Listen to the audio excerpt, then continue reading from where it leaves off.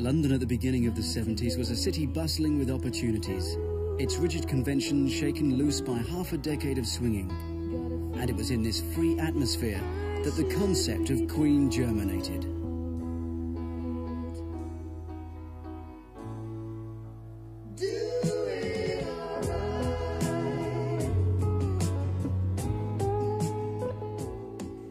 In this culturally active climate, the four students of design, dentistry, physics and electronics met. It was back in 1967, however, that the band's story had begun, with a handwritten note pinned to an Imperial College notice board by Brian May.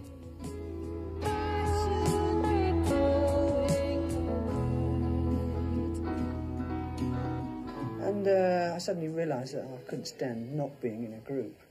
So that's when I met Brian. I met him through my flatmate at Imperial College, which is a different college to mine. I met him in the bar one night because he wrote me a letter after I replied, "Add, we need Ginger Baker, Mitch Mitchell type drummer." And Brian wrote me this long involved letter, and he sounded quite intelligent, you know, because he liked Jeff Beck and Jimi Hendrix. So I met him, and we got on very well. And that was the sort of beginning.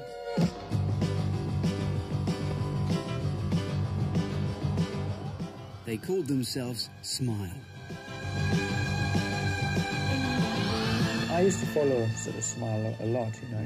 We were like friends. I used to go to their shows, and they used to come to see mine. Freddie was always so keen, and he literally sort of taught himself to play, to understand chords on a guitar, etc., etc. Had Freddie had any experience at all? None at all before Smile was formed. Absolutely none, apart from Cliff Richard impersonations in some of his mirror. Yesterday, my life was What did you see in what Brian and Raj were doing with Smile? Nothing.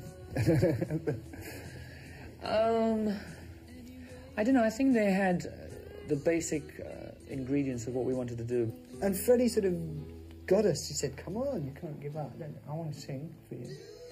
And nobody really took him that seriously, but he really sort of fused it together, and then which made a core of the three of us. And it was then that I sort of thought about the name Queen. You know, at that time it sort of, the name sort of lent itself to a lot of things, a lot of the theatre, and it was very grand, you know, very pompous, all those kind of connotations. It meant so much, you know. It was nice. You couldn't sort of just, it wasn't just one precise label. It could have meant a lot of things. in the land where horses born with eagle wings and honeybees have lost their stings. They're singing forever through the years. We just had a list this long of names.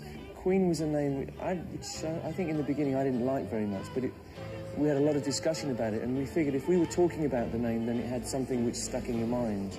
You know, I always remember thinking that the Beatles was a terrible name.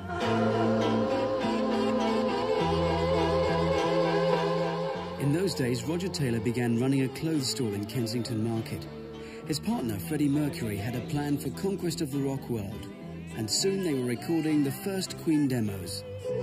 So we cut some demos in Delane Lee. So we took these 4 tracks around to everyone in sight, every record company in England.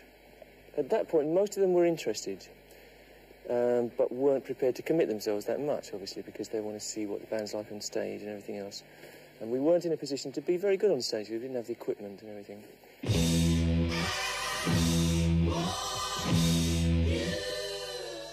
There was one particular gig at Imperial College, and we were just building up a little bit of buzz because some of the gigs had been getting good.